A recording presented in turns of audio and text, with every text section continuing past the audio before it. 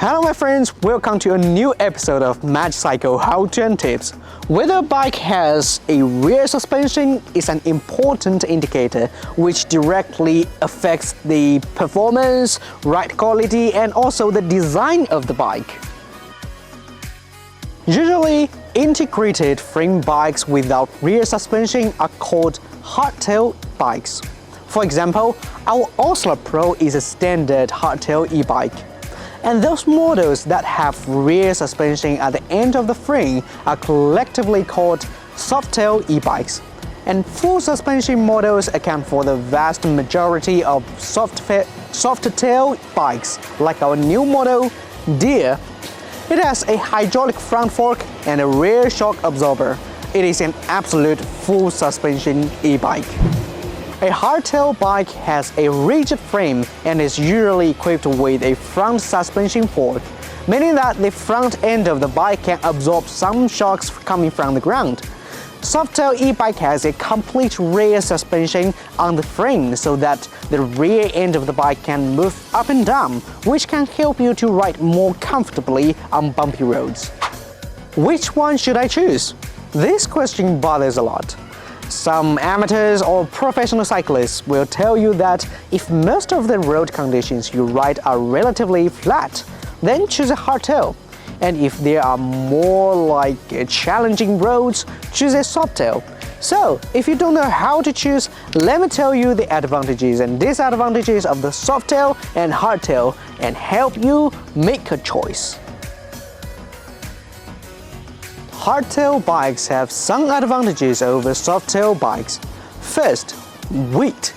Since a hardtail bike does not have a rear suspension system, nor does it have any rear linkages or pivots, it is usually lighter than a softail mountain bike under the same condition. And second, maintenance.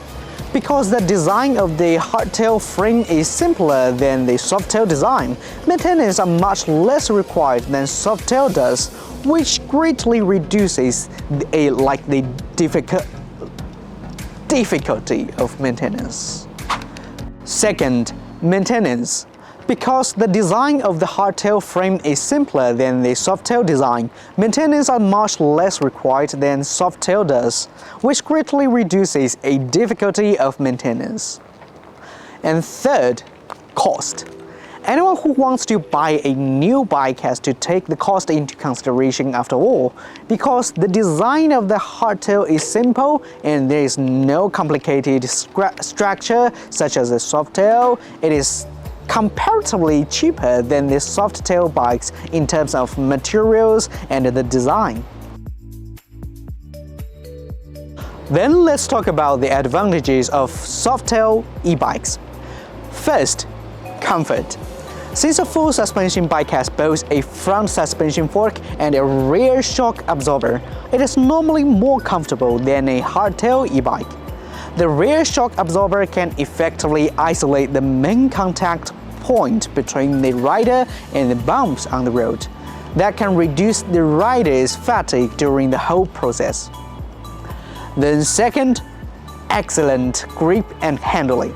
This is what differs softail e-bikes from hardtail e-bikes, and this is a main reason why most cyclists, like cycling enthusiasts, will choose the softail e-bikes.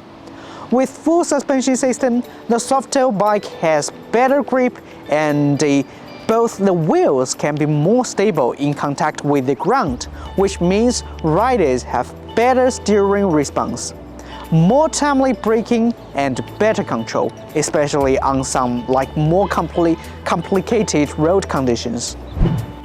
On top of that, the efficient grip and handling means that a softail bike can be faster than a hardtail e-bike on certain road conditions, despite being heavier and slightly less efficient at pedaling. The complete suspension system can amplify the rider's control and go downhill more smoothly with less fatigue. So, which type of bike is better? In general, depending on your own style, if you often ride on trails and are relatively smooth or flat, it is recommended to choose a hardtail e-bike. If the road you want to challenge is relatively rough, requires super full suspension technology, or you're just not sure about your own riding skills, then get a Softail e-bike. No matter what or no matter how, a Softail e-bike gives you more versatility in the same conditions, allows you to explore more roads and gives you more confidence. No matter what type of bike you end up choosing, please remember that you are the one to enjoy the fun of riding. So this is my sharing, and if you like my sharings, please click the subscribe button and turn on the notification so that you won't miss any update. We will see you in the next episode.